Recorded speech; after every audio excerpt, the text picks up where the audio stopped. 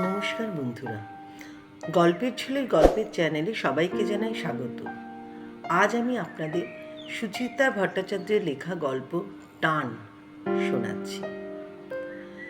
সন্তানেরা পড়াশোনা করে যে যার মতো নিজের কেরিয়ার গোছাতে ব্যস্ত হয়ে পড়ে। অনেকে বাইরেও চলে যায়, ফরেন চলে যায়, সেখানে গিয়ে সে তার নিজের কেরিয়ার গোছায়। কিন্তু নিজের কেরিয়ার গোছাতে গিয়ে যদি বাবা মাকে ভুলে যায়, সেটা কি ঠিক? শুনুন সুচিত্রা ভট্টাচার্যের লেখা গল্প টান। বাজার হাতে থমকে দাঁড়ালেন সুখময়। তার সযত্নে সাজানো একতলার ড্রয়িং রুমে উদ্দাম লাফালাফি করছে দুই শিশু। জুতো পায়ে দামি সোফায় উঠছে, ঝাঁপ কাটছে নকশাদার গালিচায়। তকতকে মোজাইক মেঝেতে এলোমেলো ছড়ানো গোটা 2-3 কিডস ব্যাগ, প্লাস্টিকের থলি, সস্তা দামের ওয়াটার বটল। সুকুমারের ভুরুতে ভাঁজ পড়ল।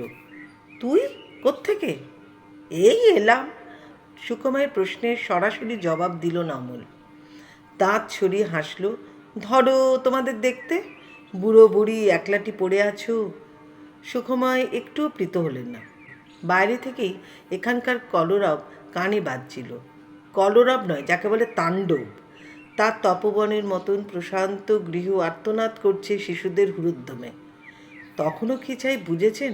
তার অকাল কুষ্কণ্ড ভাগ্নেটাই এসে হাজির হয়েছে সাত সকালে, সেই সিউড়ি থেকে লটবহর সমেত। হাতের বাজার রান্নাঘরে নামিয়ে এলেন সুখময়। দুরন্ত শিশু দুটি একটু থমকালো, হাঁ করে দেখছে সুখময়কে। বড়টা বছর 5 ছোটটা বড় জোর 3। এক ঝলক ছেলে দুটোকে জরিপ করে সুখময় পাখার নিচে বসলেন। খবর কি তোদের? মেজদি কেমন আছে? জামাইবাবু? মা বাবারা এই বয়সে যেমন থাকে তেমনই আছে। গেটে বাত, অর্শ, বুক ধরপড়, প্রেশার, সুগার। অমল বাবু হয়ে সোফায় বসলো। মামিও তো দেখলাম বেশ কাত হয়ে পড়েছে। হ্যাঁ। সুখময় গম্ভীর। কদিন ধরে শ্বাসকষ্ট চলছে, কাল একটু বাড়াবাড়ি হয়েছিল। একটু নয়, কাল রাতে বেশ ভালোই বাড়াবাড়ি হয়েছিল অনুরূপার। বরাবরই তার সর্দি কাশির ধাত। বছর 8 হলো একটা বিশ্রীর টানও উঠছে, হাঁপানির। প্রথম প্রথম টানটা শুধু ঋতু বদলের সময় আসত। এখন আর মাস ঋতু মানে না। গ্রীষ্ম, বর্ষা, শরৎ, হেমন্ত যখন তখন হানা দেয়। কালও কষ্ট দিয়েছিল। সন্ধ্যে থেকে অল্প স্বল্প রুটিন মাফিক চাপ ছিল ফুসফুসে। খাওয়া দাওয়ার পর দুম করে বেড়ে গেল কষ্টটা। 2-4টে বাঁধা ওষুধ ঘরেই থাকে, তাতেও কমল না। রাত 12টায় ফোন করতে হলো ডাক্তারকে। চেনা ডাক্তার, প্রায়ই দেখে অনুরূপাকে, তবু অত রাতে আসতে রাজি হলো না সে। টেলিফোনে ওষুধের নাম আউড়েই খালাস। কাছেই সিএ মার্কেট, সেখানে শঙ্কর মেডিকেল সারা রাত খোলা থাকে। রাত দুপুরে দোকানে ছুটলেন সুখময়। ক্যাপসুলটা খেয়ে রাতভর বিছানায় ঠায় বসে রইল অনুরূপা। বালিশ বুকে চেপে হাঁপড়ের মতন হাঁপাচ্ছেন। গলা কাঁপিয়ে উৎকট শব্দ ছিটকে আসছে। দম বুঝি বেরিয়ে যায়। আর সুখময় একবার তখন বালিশ দিচ্ছেন স্ত্রীর পিঠে, একবার মুখে ফসফস ওষুধ স্প্রে করছেন, আর উদ্বিগ্ন মুখে তাকিয়ে আছেন। কিভাবে যে কেটেছে রাতটা! সুখময় বললেন, তোর মামিকে নিয়ে চিন্তায় আছি। অমল দুলছে বসে বসে। আমরা এসে তোমাদের অসুবিধা হলো তো? সুখময় বলতে যাচ্ছিলেন, তা হলো, বললেন না। তেতো গেলা মুখে হাসলেন। অসুবিধা আর কি? মামার বাড়ি, এখানে আসবি না তো কোথায় আসবি? কারেক্ট। আমি তো মঞ্জুকে সে কথাই বলছিলাম। মঞ্জু মামিকে দেখে একেবারে ঘাবড়ে একসা। মঞ্জু মানে তোর বউ? কোথায় সে? মামির ঘরে। এসে ইস্তক ওপরে সেটে আছে। বলেই অমল ডাক পারল, মঞ্জু, মঞ্জু, নিচে এসো, মামাকে প্রণাম করে যাও। ডাকতে ডাকতে ঝপ করে গলা নামালো। আসলে তোমার ভাগ্নে বউ মামিকে দেখে যত না ঘাবড়েছে, তার থেকে বেশি বমকেছে তোমার এই বাড়ি দেখে। আরে বাবা, মামা আমার লর্ড, সল্ট লেকে প্যালেসে থাকে, বুঝলে মামা? মঞ্জু ভাবে আমার সব আত্মীয়রাই বুঝি তার শ্বশুর শাশুড়ির মতো নেই নেই পার্টি। এবার দেখ নিজের চোখে, এমন ঝিনচাক বাড়ি, এমন চাম্পুর সাজানো গোছানো সংসার বাপের জবে দেখেছিস কোনোদিন? ছিলি তো ন্যাংটো মাস্টারের মেয়ে। দুই শিশু বাবার বকবক গিলছিল। হঠাৎ বড়টা হাততালি দিয়ে বলে উঠল, দাঁড়াও, মাকে বলে দেবো। অমল খিকখিক হাসলো। কি বলবি? তুমি দাদুকে ন্যাংটো বলেছ, বলিস গিয়ে। নেচে নেচে বলিস, যা ভাগ এখান থেকে। 5 বছরে পেকে বোদে হয়ে গেছে, খালি বড়দের কথার মধ্যে কথা। মারবো টেনে 3 লাথি। ধমক খেয়ে ছেলেটা গা মুচড়াচ্ছে। সুখময় বেশ বিরক্ত হলেন। অমলটা চিরকলেই বড় অমার্জিত, জংলি। হ্যাঁ হ্যাঁ করে হাসে, গাক গাক চেঁচায়, মুখে মাত্রা নেই, লেখাপড়াতেও অগা। কোনো রকমে ঘষ্টে ঘষ্টে স্কুলের গণ্ডি পেরিয়ে সরস্বতীকে বিদায় দিয়েছে। মেজদির কম জ্বালা আছে এই ছেলে নিয়ে। এখন কোন এক কোল্ড স্টোরেজে চাকরি করছে, কী কাজ যে করে ভগবান জানে। শুধু মেজদির চিঠিপত্র থেকে বোঝা যায় রোজগারপাতি তেমন ভালো নয়। তার মধ্যেও কি দুঃসাহস! বাবু বিয়ে করে ফেলেছেন, প্রেমের বিয়ে। বোঝার ওপর শাকের আটি, 6 বছরেই 3 অ্যান্ডা বাচ্চা। একটা তো একেবারেই কোলের। সবে পুজোর সময় হয়েছে। মেজদির বিজয়ার চিঠি থেকে জেনেছে সুকুমার। ড্রয়িং রুম থেকে কাঠের ঘোরানো সিঁড়ি উঠে গেছে দোতলায়। সেই সিঁড়ি দিয়ে নামছে অমলের বউ, আড়ষ্ট পায়। কাছে এসে খোপায় আঁচল তুলল, ঢিপ করে প্রণাম সারল একটা। সুকুমার মেয়েটিকে আগে দেখেনি। অমল 9 মাসে 6 মাসে আসে এ বাড়িতে, একাই আসে, একাধ বেলা থেকে চলে যায়। সুকুমার নিজে কোনো আত্মীয় স্বজনের বাড়ি যান না, যাওয়া পছন্দও করেন না। বিয়ে অন্নপ্রাশনেও নয়, কোথাও সম্পর্ক রাখেন না বেশি। মাঝে মধ্যে টুকটাক চিঠিপত্র, ব্যাস। সম্পর্ক রাখার অর্থ জানেন সুকুমার, দায়, অজস্র দায়। এর মেয়ের বিয়েতে দাঁড়াও, ওর ছেলের চাকরি করে দাও, একে খয়রাতি করো, ওকে ধার দাও। কেন রে বাবা? লিলিপুটদের বংশে তালগাছ হওয়াটা কি অপরাধ? তাছাড়া আত্মীয় স্বজন মানেই কুটকাচালি, কেচ্ছা কেলেঙ্কারি। এসব সুখময় ঘোরতর অপছন্দ। তা মঞ্জুকে অবশ্য প্রথম দর্শনে মন্দ লাগলো না সুকুমার। শান্ত চেহারা, বিনীত হাবভাব, রং চাপা হলেও আলগা একটা স্ত্রী আছে। তবে বড্ড রোগা, ডিগডিগে, খয়াটে। কোলের কন্যা সন্তানটিও খুবই শীর্ণ, অপুষ্টির শিকার। মঞ্জু নতমুখে বলল, আপনাকে মামিমা একবার উপরে ডাকছেন। সুখময় গলা ঝাড়লেন, তোমার মামিমা কি শুয়েছেন একটু, না এখনো বসে? মঞ্জু একদিকে ঘাড় নাড়ল। উত্তরটা ঠিক ধরতে পারলেন না সুকুমার।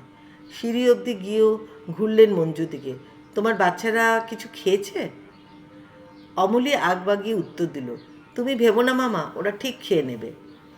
তোরাও তো এতটা পথ এলি, তোদেরও খিদে পেয়েছে। দেখ না পুষ্পর জলখাবার তৈরি কত দূর এগুলো। হা হা করে হাসলো অমল। আমাদের পেট হলো রাবণের চিতা, সারাদিন জ্বলছে। ও নিয়ে ভাবতে গেলে তোমার ভাড়ার ফাঁক হয়ে যাবে। তুমি যাও, মামি কি বলছে দেখো। মঞ্জুর দিকে চোখ চলে গেল সুকুমারের। স্বামীর রসিকতায় মুখে আঁচল চেপে ফিকফিক করে হাসছে। ঘড়িতে 9:30। চৈত্রের সকাল তেতে উঠেছে ক্রমশ। এলোমেলো বাতাস তপ্ত, আচম্বিতে ছোট ছোট হাওয়ার ঘূর্ণি বাইরে। দক্ষিণের জানালার ঠিক গায়ে একটা বেটে নারকেল গাছ, 14 বছর বয়সী। গৃহপ্রবেশের দিন গাছটা লাগিয়েছিল অনুরূপা। সেই গাছের চওড়া পাতায় শেষ বসন্তের হাওয়া বাজছিল সরসর। হাওয়া কি অতীতের কথা বলে? হয়তো বলে, হয়তো বলে না, হয়তো নিজের মনেই দোল খায় জানলায়। গাছে, সুখময়ের মনে। 25 বছর আগে সুখময় এখানে 4 কাঠার প্লটটি কিনেছিলেন। তখন এই অঞ্চলে গাছগাছরা বিশেষ ছিল না, প্রায় ধুধু।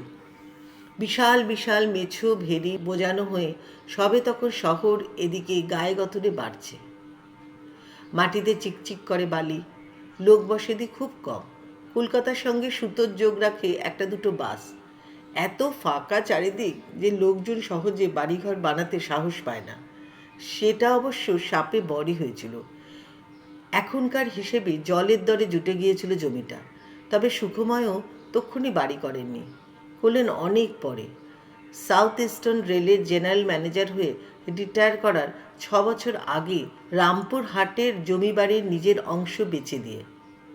এই উপনগরী তখন অনেক জমজমাট। ছবির মতো সুন্দর সুন্দর বাড়িতে ভরে যাচ্ছে চারদিক। চওড়া চওড়া পথ ঘাট, সবুজ বুলেভার্ড, গাড়ি ঘোড়াও চলছে অনেক। তবু এখানকার একটা আলাদা নির্জনতা আছে, এক ধরনের আলাদা শান্তি, নিস্তরঙ্গ সুখ। সেই সুখের আদলে তৈরি হলো সুখময়ের বাড়ি। একতলায় অতিকায় ড্রয়িং রুম, রান্নাঘর, ভাঁড়ার, কাজের লোকেদের থাকার ঘর, বিশাল খাওয়ার জায়গা, ছোট্ট একটা স্টাডি রুম কাম পারিবারিক লাইব্রেরি।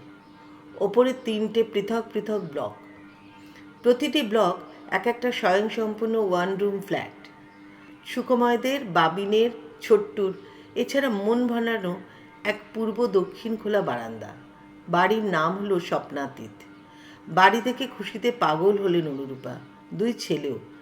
বাবিন তখন আইআইটিতে ইঞ্জিনিয়ারিং পড়ছে, ছোট্টুর ক্লাস 9।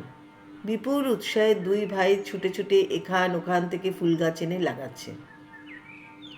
অনুরূপার সামনের লনটার পরিচর্যা করছে সারাদিন। বাবিনের আর ছোটুর ঘর পোস্টারে পোস্টারে ছেয়ে গেল। বাবিনের দেওয়ালে ফিল্ম স্টার, শুধুই অমিতাভ বচ্চন, বিভিন্ন ভঙ্গিতে, বিভিন্ন মেজাজে। ছোট্টুর দেওয়াল জুড়ে খেলোয়াড়দের মিছিল, গাভাস্কার, বিশ্বনাথ, ইমরান, কপিল দেব, ম্যাকেনরো, বর্গ, ঝাঁকড়া চুলো, মারিও ক্যাম্পেস। তার সঙ্গে বাবা মার দেওয়ালও পরিপূর্ণ, আশায়, সুখে, উষ্ণতায়, মায়াবী নিশ্চিন্তে, বার্ধক্যের অলস স্বপ্নে। বাবিনের আমেরিকায় এখন মধ্যরাত, ছোট্টুর লন্ডনে এখনও ভোর হয়নি। এই উপনগরী এখন রোদ্দুরে ঝলসাচ্ছে। কী ভাবছো জানলায় দাঁড়িয়ে? সুখময় ফিরলেন। খাটের প্রান্তে এসে আধশোয়া স্ত্রীর কপালে হাত ছোঁয়ালেন। কিছু না। আমাকে ডাকুনি কেন? ভাবলাম ঘুমোচ্ছ, ঘুমো। তোর ঘুম কি আর আসে? অনুরূপা ক্লান্তভাবে চোখ বুজলেন। সকালের ক্যাপসুলটা খেয়েছ? খেয়েছি। ডাক পাঠিয়েছিলে কেন? বাজার থেকে কি আনলে? রোজকার সেই চারাপোনা? না, বাটা মাছ। কেন? কেন কি গো? ভাগ্নে বউ এলো, মেয়েটা আমাদের বাড়িতেই প্রথম, ওদের শুধু বাটা মাছের ঝোল খাওয়ালে হবে? অনুরূপা এখনও হাঁপাচ্ছেন একটু একটু। বাচ্চাদের জন্য মাংস আনলে হতো না? বাচ্চারা থোড়াই খাবে, খাবে তো ওই গন্ডারটা। হাসতে হাসতে বললেন সুকুমার। ওভার তুমি আমার উপর ছেড়ে দাও। চুপটি করে আজ সারাদিন বিশ্রাম নাও, বিছানা থেকে একদম উঠবে না। অনুরূপা বালিশে হেলান দিয়ে উঠে বসলেন। অমলের বউটা কিন্তু বেশ হয়েছে, একটু বোকা ধরনের, কিন্তু বেশ কাজের। কথা শুনে মনে হলো মেজদি জামাইবাবুর খুব দেখাশোনা করে। বোকা না হলে ওই ছেলের প্রেমে পড়ে? শুধু প্রেম নয় গো, অমলকে খুব ভয় ভক্তিও করে। বাহ, আধ ঘন্টার কথা বলি তুমি অনেক কিছু বুঝে ফেলেছো দেখছি। সুখময় বাঁকা হাসলেন। সদল বলে, এখানে হঠাৎ কেন উদয় হলো তা কিছু বলল? নিজে থেকে না বললে জিজ্ঞেস করা যায় নাকি? সুখময় কিছু বললেন না। আলমারি খুলে কয়েকটা কাগজ বার করলেন, ইলেকট্রিক বিল, প্রেসক্রিপশন, কিছু টাকাও। অনুরূপা ঠাট্টা ছলে বললেন, একদিক দিয়ে ভালোই হলো, তোমারও কদিন নাতি নাতনি নিয়ে জমিয়ে কাটবে। ও সুখ তো তোমার ভাগ্যে বড় একটা জোটে না। বাবিন গত বছর এসেছিল। জ্যাম্বো বড় ন্যাওটা হয়ে পড়েছিল সুখময়ের। দাদুন আমি তোমার সঙ্গে খেলবো, দাদুন আমি তোমার সঙ্গে শোবো, দাদুন আমি তোমার সঙ্গে লাঞ্চ করবো এক প্লেটে, দাদুন চলো না আমরা ওয়াকে যাই। সুখময় ঝট করে মুখ ফেরালেন। বাচ্চাগুলোর চেহারা দেখেছো? কি চাষা রে, শ্যাবি। ছি, বাচ্চাদের ওরকম বলতে নেই, ওরাও তো সম্পর্কে নাতি নাতনি, তাই না? পুষ্প ঘরে এসেছে, হাতের ট্রেতে সুখময়ের জন্য চা, টোস্ট, অনুরূপার হরলিক্স, বিস্কুট কয়েকটা। খাটের লাগোয়া টেবিলে ট্রে নামিয়ে বলল, মা আপনি লুচি খাবেন? 2-4টে এনে দেবো? ওদের দিয়েছিস? দেওয়ার দরকার হয়নি, নিজেরাই তার আগে হামলে পড়ে খেয়ে নিল। চকিত অতিথির সমাগমে পুষ্পর মুখও বেশ অপ্রসন্ন। সে এ বাড়ির রাত দিনের কাজের লোক, বহুকাল আছে। সুখময় অনুরূপার কাছে সে এখন অন্ধের যষ্টি। তবু তার বাচনভঙ্গিটা এই মুহূর্তে সুখময়ের অভব্য লাগলো। গম্ভীর মুখে বললেন, তুই এখন একবার বাজারে যা, ওদের জন্য 2টো মুরগি নিয়ে আয় বড় দেখে, আর আন্দাজ মতন দই মিষ্টি। বাচ্চা দুটোকে একটু দুধ দিয়েছিস? পুষ্পর মুখ আরও ভারী। বউটা নিজেই নিয়ে খাইয়ে দিয়েছে। 2 ছেলেকে বড় বড় 2 গ্লাস, খাবলা খাবলা চিনি মিশিয়ে, 1 থালা করে লুচি তরকারি খাওয়ানোর পর। দিক না, তুই এত খেপে যাচ্ছিস কেন? অনুরূপা হাসছেন মিটিমিটি। বউ নয়, বৌদি বল, ওরা আমাদের আত্মীয়। সে আমি জানি। পুষ্প খড়খড় করে উঠল। নিচে গিয়ে দেখো না, 2 ছেলেতে কল খুলে কীরকম বাথরুম ভাসাচ্ছে। পুষ্প টাকা নিয়ে চলে গেল। অনুরূপা হরলিক্সে চুমুক দিলেন। তুমি নিজে বাজার গেলে পারতে, সব কাজ কি কাজের লোকদের দিয়ে হয়? আমার এখন সময় নেই। তোমার মাউথ স্প্রে ফুরিয়ে এসেছে, শঙ্কর মেডিকেলে নেই, দেখি একবার বিডি মার্কেটে যেতে হবে। ইলেকট্রিক বিলেরও আজ লাস্ট ডেট। সুখময় বিরস মুখে টোস্টে কামড় বসালেন। পোস্ট অফিসেও যাব, বাড়িতে এয়ারমেল নেই, আনতে হবে। তুমি এখনো ছোটুকে উত্তর দাওনি? সেই কবে ওর চিঠি এসেছে? কবে কোথায়? পরশুই তো এলো, তাও আমরা চিঠি দেওয়ার 2.5 মাস পর। ওদের নতুন সংসার, নতুন দেশ, নতুন কাজ, তাও আবার যে সে কাজ নয়, অসুখ নিয়ে রিসার্চ, সব সামলে চিঠি লিখতে বসা, সময় তো লাগবেই। নতুন কোথায়? দেখতে দেখতে তো 8 মাস হয়ে গেল। 8 মাস আর কি এমন সময়? ওদিকে তোমার বাবিনের যে 8 বছর হয়ে গেল, সে কটা চিঠি লেখে বছরে? গুনে গুনে 4টে কি 5টা, তাও বউ লেখে, নিজে তার সঙ্গে নিচে 2 লাইন। সুখময় চকিতে উদাস। শো শো করে বাতাস বয়ে যাচ্ছে বুকে। ওদের সবই নতুন, সব সময়, শুধু বাবা মা দুটো ছাড়া। ও আবার কি কথা? হরলিক্স শেষ করে অনুরূপা শুচ্ছেন ধীরে ধীরে। চা খেয়ে নাও, ঠান্ডা হয়ে যাচ্ছে। হঠাৎ দরজার দিকে নজর গেল সুখময়ের। অমলের বড় ছেলেটা পর্দা ফাঁক করে উকি দিচ্ছে ঘরে। অনুরূপাও দেখেছেন। কোমল গলায় ডাকলেন, আয় দাদু ভাই। ছেলেটা দুদিকে মাথা দোলালো, এলো না। অনুরূপার স্বর আরও নরম, তোর চোখ ছলছল করছে কেন রে? মা বকেছে? উমা, এ তো জলও গড়াচ্ছে দেখছি। 2 হাতের চেটোর উল্টো পিঠ দিয়ে চোখ মুছে নিল ছেলেটা। মুখে স্বর ফুটেছে, তোমাদের ছাদটা কি বড় গো?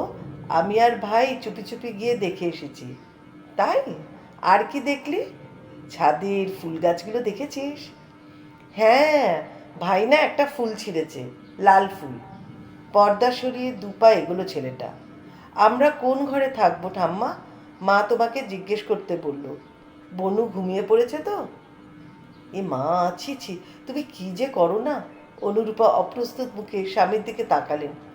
যাও, ওদের জন্য বাবিনের ঘরটা খুলে দাও, বাবিনের খাট বড় আছে। বাবিন ছোট্টুর ঘর তালাবন্ধই থাকে সারা বছর, সপ্তাহে 1 দিন ঝাড়াঝুড়ি হয়। আগে অনুরূপা নিজের হাতে করেই করতেন। ধুলো নাকে গেলে কষ্ট বাড়ে বলে নিজে আর ঢোকেন না। পুষ্পই সাফসুতরো করে রাখে যতটা সম্ভব। সুখমের কণ্ঠে শ্লেষ ফুটল। বাবিনের খাটেও 5 জন ধরবে না, ছোটুর ঘরটাও লাগবে। লাগলে লাগবে, খুলে দাও, ও তো এখন ভূতের ঘর। ড্রয়ার থেকে দুবদাব চাবির গোছা বার করে সুখময় বিছানায় ছুড়ে দিলেন।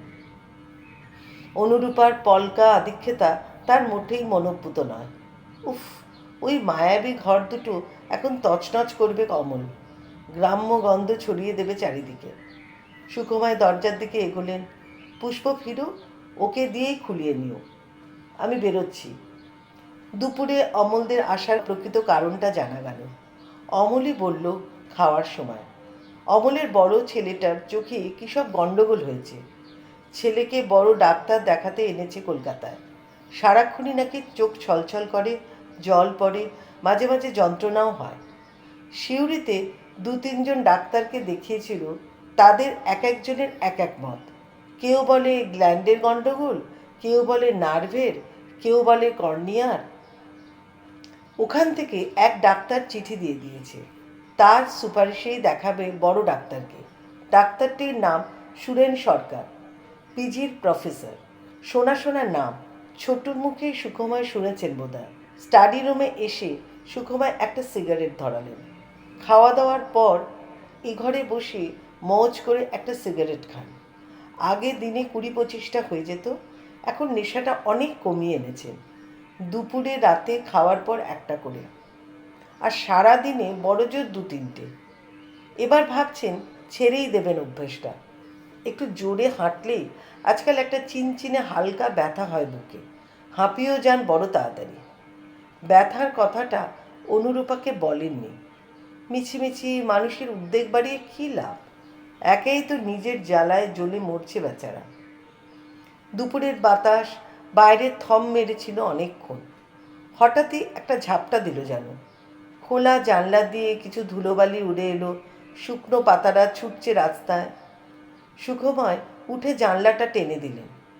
পুষ্পকে কতবার করে বলেছেন বেলা বাড়লে সব জানলা বন্ধ করে দিতে। এ সময় ধুলো ঢুকে ঘরদোর বড় নোংরা হয়। তা কথাটা যদি খেয়াল থাকে মেয়েটার। আজ অবশ্য খেয়াল না থাকলেও বলার নেই কিছু। শিউরি থেকে আসা উটকো ধুলো সামলাতেই যা হিমশিম খাচ্ছে, অমলটা সত্যিই যাচ্ছে তাই। যেমন নোংরা তেমনি ব্যাককেলি। শিক্ষা দীক্ষা না থাকলে এমনই হয়। অতটুকু ছেলে চোখ নিয়ে কষ্ট পাচ্ছে, অথচ বাপকে দেখো দিব্যি মাংসের হাড় চুষতে চুষতে ব্যাখ্যান করে চলেছেন ডাক্তারদের। ভাষাই বা কী! ওখানকার ডাক্তাররা লেবন চুষ বেড়ে পাকামি মারছিল। চেম্বারে ঢুকে দিয়েছি ব্যাটাকে আচ্ছা করে করকে। বলার ভঙ্গিটাও কি অশালীন। এক পা চেয়ারে তুলে এক পা নাচাতে নাচাতে খাওয়া, লোমশ খালি গা, পরেনে উৎকট চেক লুঙ্গি, শব্দ করে করে কুলকুচি করা, অসহ্য অসহ্য। সুখময় চেপে চেপে সিগারেট নিভিয়ে ওপরে এলেন। আহ, ঠিক যা ভয় পেয়েছিলাম তাই। অনুরূপার সামনে মোড়া টেনে বসে আগডুম বাগডুম গল্প করে চলেছে অমল। সাধারণ বুদ্ধিটুকুরও এত অভাব। শুনলি মামি সারা রাত ঘুমোতে পারিনি, এখন কষ্ট কম, একটু শুয়ে নিতে দে, তা নয়। অনুরূপাও কেন যে এত লাই দেয় ছেলেটাকে। নির্ঘাত এখন আত্মীয় স্বজনদের ঠিকুজি কুষ্টির তালাশ চলছে। কার বাড়িতে হাড়ি চড়ে না, কার মেয়ে বাপকে লুকিয়ে বিয়ে করার মতলব ভাবছে, রামপুরহাটের কোন দেওর কার জমি হাতালো। এসব শুনে অনুরূপার কী যে মুখ্য লাভ হবে। নিজে তিনি কোনোদিন প্রশ্রয় দেননি অমলকে। এসেছো এসো, 2-4 ঘন্টা থাকো, খাও দাও, বিদায় নাও। শুধু অমল নয়, সব আত্মীয়দের জন্যে সুখময়ের একই বিধান। ঘরে না গিয়ে সুখময় সামনের প্যাসেজটার দিকে গেলেন। দুধারে বাবিন আর ছোট্টুর ঘর, দুটোই হাট করে খোলা। ছোট্টুর খাটে বিশ্রীভাবে ছড়ানো রয়েছে অমলদের মালপত্র, জামা কাপড়। বাবিনের বিছানায় মঞ্জু কোলের মেয়েটাকে নিয়ে পাশ ফিরে শুয়ে। বড় ছেলেটা মেজে হাত পা ছড়িয়ে ঘুমোচ্ছে। ছোটটি খাটের প্রান্তে গুটিয়ে শুটিয়ে জড়সড়। সুখময় সরে এলেন। পূর্ব দক্ষিণ খোলা গোল বারান্দা থেকে দুপুর হলেই রোদ সরে যায়। একটা ইজি চেয়ার আর গোটা 2-3 মোড়া সব সময় ছড়ানো থাকে এখানে। সুখময় ইজি চেয়ারে শরীর ছড়িয়ে দিলেন। বাবিন আর ছোটুর ঘর দুটি তার বড় প্রিয়, নির্জনতার সঙ্গীও বটে। অনুরূপাকে লুকিয়ে মাঝে মাঝে ঘর দুটোয় তালা খোলেন সুখময়। চেয়ার টেবিল খাট আলমারি বিছানা ছুঁয়ে ছুঁয়ে দেখেন। পোস্টারগুলো কবেই আর নেই, তবু ফিকে রঙিন দেওয়ালে এখনও অনেক ছবি দেখতে পান তিনি। বাবিন জন্মালো, হাঁটছে, কথা ফুটলো মুখে, স্কুলে যাচ্ছে। রাত্রিবেলা অনুরূপাকে আবার রেখে আসতে হলো রেলের হাসপাতালে। ছোট্টু এলো। পিঠোপিঠি বড় হচ্ছে 2 ভাই, ছবি আর ছবি। পরপর অজস্র ছবির মিছিলে দেওয়াল পূর্ণ হয়ে যায়।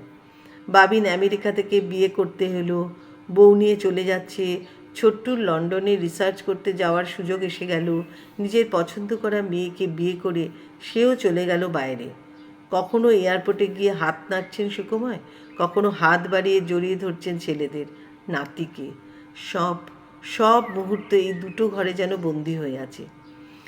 চাবি খুলে শুধু তাদের দেখা বারবার, প্রাণ ভরে। ঘুমোচ্ছ নাকি? সুখময় চোখ খুললেন, উত্তর দিলেন না। অমল মোড়া টেনে বসল। সুখময়কে বিস্মিত করে চুপচাপ বসে রইল খানিকক্ষণ, যেন উষ্ণ দুপুরের ছায়া আবিষ্ট করেছে তাকেও। হঠাৎ বলল, তুমি কেমন বুড়োটে হয়ে গেছো মামা। সুখময় ছোট্ট শ্বাস ফেলল। বয়স তো হচ্ছে। বয়স কিসে, এখনও তো 70 ছোঁওনি। কত চলছে? 68, 69? সেটাও কি কম হলো? কম নয়, বেশিও নয়। আমার বড় জ্যাঠাকে দেখো, 81, এখনও বাচ্চাদের ফুটবলে রেফারিং করতে নামে। এদিকে আমার বাবা 76ই কুপোকাত, অল টাইম বিছানায়। সুখময় অন্যমনস্কভাবে বললেন, জামাইবাবু বরাবরই রোগা ভোগা। ওটা বাজে কথা। আসল ব্যাপারটা কি জানো? যাদের উপর টান খুব বেশি তাদের কাছ থেকে ল্যাং খেলে শরীর ভেতর থেকে ধসে যায়। কে তোর বাবাকে ল্যাং মারল? তুই রয়েছিস, বৌমা রয়েছে। আমরা কি বাবার ভালোবাসার জন্য নাকি? ভালোবাসার ছেলে হলো দাদা, বাবার ভালো ছেলে, লেখাপড়ায় ভালো। বাবির ছোট্টর মতো না হলেও 2-3খানা ডিগ্রি আছে। তাকে নিয়ে বাবার কত স্বাদ আহ্লাদ, অথচ তিনি তো পুরো কাট্টিং করে দিয়েছেন। আমি চিরকালের লাতখোর ছেলে। বাবা আমাকে হারামজাদা না বলে কোনোদিন জল খায়নি।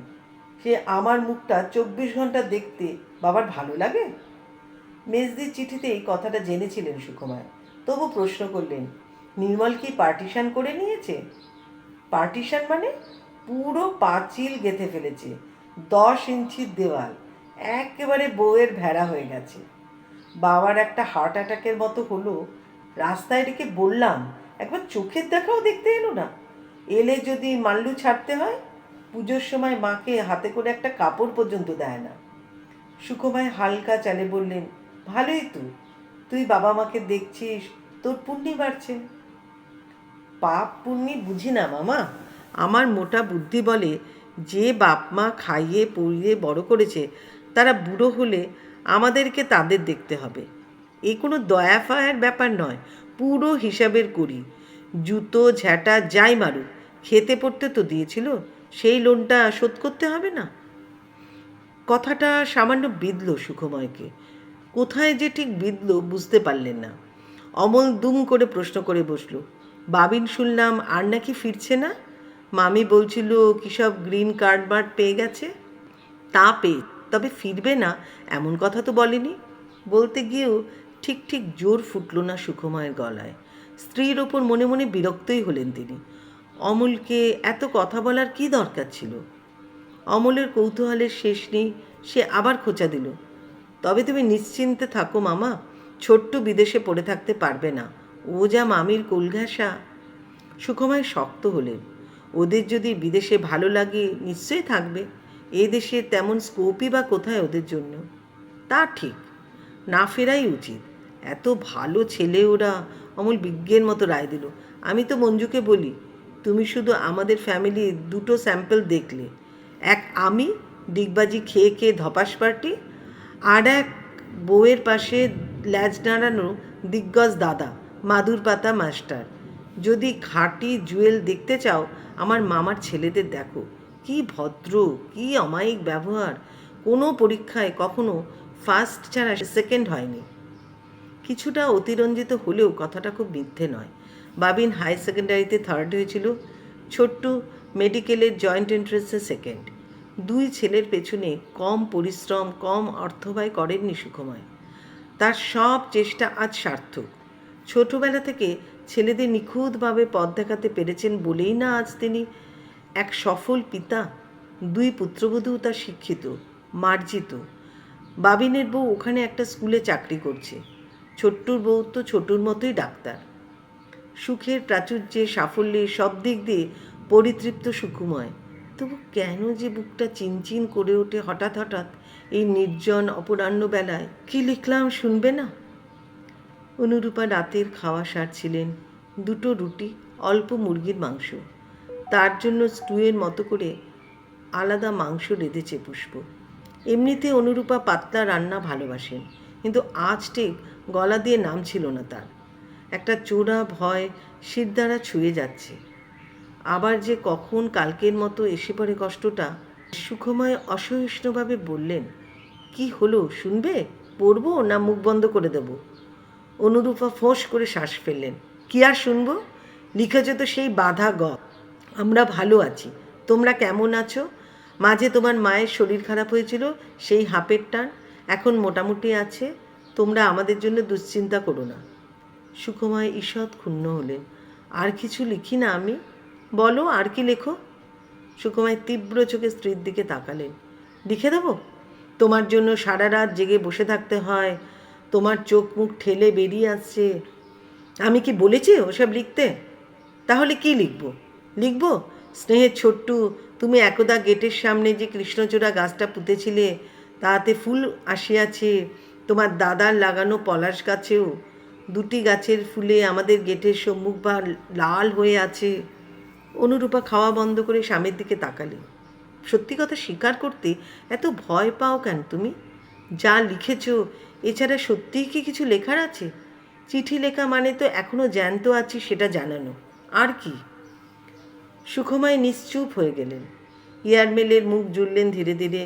ঘরের উজ্জ্বল আলোটাকে বড় নিষ্প্রভ লাগছিল তার। শুধু নিষ্প্রভ নয়, ঝাপসাও। নিম্নস্বনে বললেন সুখময়, তুমি বড় নিষ্ঠুর অনু। নিষ্ঠুর নয় গো, যা দেখি যা বুঝি তাই বলছি। তুমি যা সত্যি সত্যি লিখতে চাও তা তোমার কলমের ডগায় আসবে? আমি চাইলেও আমাকে লিখতে দেবে সে কথা? কেন লিখবো আমরা? সুখময়ের গলা ফ্যাঁস ফ্যাঁসে শোনাচ্ছিল। লিখো না, যক্ষ হয়ে কুবেরপুরি আগলাও। একতলা থেকে টিভির শব্দ ভেসে আসছে, সিনেমার গান হচ্ছে, পুরনো দিনের গান। অমল খুব জোরে চালিয়েছে টিভিটা। কান পেতে গানটা শোনার চেষ্টা করলেন অনুরূপা। কী গান বোঝা যাচ্ছে না। থালায় হাত ধুতে ধুতে বললেন, তুমি আজকাল বড় অবুঝ হয়ে যাও। ওইটুকু বাচ্চাকে তখন এইভাবে ধমকালে কোনো মানে হয়? বেশ করেছি। খবর শোনার সময় অত চেঁচাবে কেন? বউটারও বলিহারি, তিনটের মা হয়েছে, একটাকেও সামলাতে পারে না। সুখময় প্রায় ভেঙচে উঠলেন। কোলের মেয়েটা সোফাতে বাথরুম করে দিল, মায়ের হেলদোল নেই। ছোট ছেলেটা শোকেশের কাঁচ ভটাং করে টানছে, বন্ধ করছে, মায়ের ভ্রুক্ষেপ নেই। একদিনেই বাড়ি লণ্ডভণ্ড করে দিল। দিগ্গে, অত পিটপিট করো না তো। 2 দিনের জন্য এসেছে, আর ওই সোফা শোকেস নিয়ে কি আমরা স্বর্গে যাব? তোমার এই মর্নিং ওয়াকের মিলিটারি বন্ধু বলে না, এরপর সব বাড়ি সার ভূতের বাড়ি হয়ে যাবে। ঠিকই বলে। সুখময় চশমা খাপে পড়লেন। অনুরূপার কথার ভঙ্গিতে হেসে ফেললেন তিনি। আর আমি হব যক্ষ, তাই না? এ পাড়ায় সার যক্ষ। তাই তো হবে। অনুরূপাও হাসছেন। অনেক বকেছ, এবার আমার ক্যাপসুলটা দাও। ওষুধের সঙ্গে বেশ খানিকটা জল খেলেন অনুরূপা। তারপর বললেন, 10টা তো বাজে, তোমরা খেতে বসবে না? বসবো, তোমার পুষ্পরানীর টিভি দেখা শেষ হোক। সকালে অমলের বউটাকে সহ্য করতে পারছিল না, এখন তো তার সঙ্গে গলায় গলায় ভাব। অমলের বউটা সত্যিই বড় ভালো গো, বড় দুঃখী মেয়ে। অনুরূপা সামান্য ইতস্তত করে বললেন, তোমার মেজদিও নাকি ওর ওপর খুব অত্যাচার করে। কেন? কেন আবার কি? বিয়েতে তেমন কিছু পায়নি, প্রায় 1 বছরেই চলে এসেছে মেয়েটা, তাই নিয়ে দিবারাত্র নাকি গঞ্জনা দেয়। বলতে বলতে কেঁদে ফেলছিল বেচারা। অমলের তো খুব হাঁকডাক, ও কেন প্রোটেস্ট করে না? মুরত কোথায়? মাইনে তো পায় 1000 টাকা। তোমার জামাইবাবুর পেনশনের টাকা আছে, ফিক্সড ডিপোজিটের ইন্টারেস্ট আছে, তাই দিয়েই চলে সংসারটা। সুখময় থমকে গেলেন, বিড়বিড় করে বললেন, তবে যে ছেলেটা বড় মুখ করে বলছিল বাবা মাকে দেখছি, অন্যের ঋণ শোধ করছে, বাজে কথা। মেয়েটা আলাদা থাকতে চায়, তোমার ভাগ্নে নিরুপায়। আলাদা হলে খাবে কি? নেহাত অন্ন জুটবে না বলেই বাবা মার কাছে পড়ে আছে। বাপ মার ওপর ভক্তি নয় গো, একে বলে দায় পড়ে রায়মশাই। তোমার জামাইবাবু নাতি নাতনির চোখের চিকিৎসার জন্য ব্যাংক থেকে টাকা তুলে দিয়েছে ছেলেকে। পুষ্প ঘরে এসে এঁঠো থালা বাসন গোছাচ্ছে। যাওয়ার সময় সুখময়কে খেতে ডেকে গেল। সুখময় খাওয়া দাওয়া সেরে ফিরলেন। সিগারেট ধরিয়ে গোল বারান্দায় পায়চারি করলেন কিছুক্ষণ, শুয়ে পড়লেন। সারাদিনের তপ্ত ভাব আর নেই। একটা নরম মিঠে বাতাস জানলা বেয়ে ঢুকে পড়ছে, স্পর্শ করছে ঘরের আসবাবপত্র, মানুষদেরও। নারকেল গাছের ওপরের পেছনে রাস্তার টিউবলাইটটা জ্বলছে নিভছে বারবার। রাত বাড়ছিল। মাঝরাত অবধি ঘুম এলো না সুখময়ের। প্রতি পলে কাল রাতের বিপন্নতার স্মৃতি কুড়ে কুড়ে খেয়ে যাচ্ছিল তাকে। পাশের ঘরের কলকাকলি স্তব্ধ হওয়ার পরও চোখের পাতা এক হলো না কিছুতেই। হঠাৎ সুখময় একটা শব্দ শুনলেন। শব্দটা প্রথমে একটু শুরু হয়ে থেমে গেল, তারপর আবার শুরু হলো। বাড়ছে, কমছে, থামছে, বাড়ছে। বেশ খানিকক্ষণ মন দিয়ে শোনার পর শব্দের উৎসটা খুঁজে পেলেন সুখময়। অমল নাক ডাকছে। রাখতে গিয়েও সুখময় রাগ এলো না, স্নায়ু কেমন ঝিমিয়ে এলো। অন্ধকার বাড়িতে শব্দটা পাক খেয়ে ঘুরতে লাগলো, মথের মতো, একটা প্রাণের অস্তিত্ব হয়ে। অনুরূপার টান উঠল না, সুখময় ঘুমিয়ে পড়লেন। টানটা পরদিনও উঠল না, তারপর দিনও নয়। 2 দিন ধরে গোটা বাড়ি জুড়ে দক্ষযজ্ঞ করলো অমলের দলবল। ছড়ালো, লাফালো, নোংরা করলো, ছাদের টপ প্রায় নির্মূল করে ফেললো শিশুরা। ছেলেকে ডাক্তার দেখালো অমল। তেমন বিপদের কিছু নেই, গ্ল্যান্ডেরই গোলমাল। ওষুধ চলবে এখন, 1 মাস পরে আবার দেখাতে হবে ছেলেকে। মনের আনন্দে অমল কলকাতা ঘোরালো বউ বাচ্চাদের। পাতাল রেল, দ্বিতীয় হুগলি সেতু কিছুই বাদ পড়ল না। আজ তার লটবহর নিয়ে ফেরার পালা।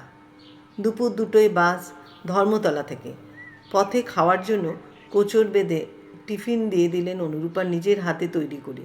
লুচি, তরকারি, হালুয়া, একটা ভালো শাড়িও দিলেন মঞ্জুকে, বাচ্চাদের এক সেট করে জামা কাপড়। মঞ্জু খানিকটা কাঁদলো, অমল হাসলো হ্যাঁ হ্যাঁ করে। বাচ্চাগুলো খুশি না ব্যথিত বোঝা গেল না। অমল চলে গেল ঝাঁঝা রোদে। বাবিন আর ছোট্টুর ঘর পরিষ্কার করে দিয়ে গেছে পুষ্প, সাজিয়ে গুছিয়ে ঘর আবার পুরনো চেহারায়। সুকুমায় ঘর দুটোতে তালা দিতে এসে দাঁড়িয়ে গেলেন। দুটো খোলা দরজার মাঝখানে ছায়া ছায়া প্যাসেজ। নিঝুম দাঁড়িয়ে আছেন অনুরূপা। জীবনের শেষ প্রান্তে এসে কি নিঃসঙ্গ দেখাচ্ছে বাবিন ছোট্টুর গরবিনী মাকে। শুধু একা নয়, শূন্য, কাঙাল। বুক কাঁপিয়ে দীর্ঘশ্বাস ছড়িয়ে এলো সুকুমায়ের। তার একটা ছেলেও যদি অশিক্ষিত বেরোজগেরে হতো ওই অমলটার মতো। গল্পটা এখানেই শেষ হলো। আজ বেশিরভাগ পরিবারেই এই দৃশ্য দেখা যাচ্ছে। নিজের কেরিয়ার বানাতে গিয়ে স্বার্থপর হওয়াটা কি ঠিক? কি মনে হয় আপনাদের? আপনারা সবাই খুব ভালো থাকবেন, সুস্থ থাকবেন। খুব তাড়াতাড়ি আর একটা গল্প নিয়ে হাজির হচ্ছি।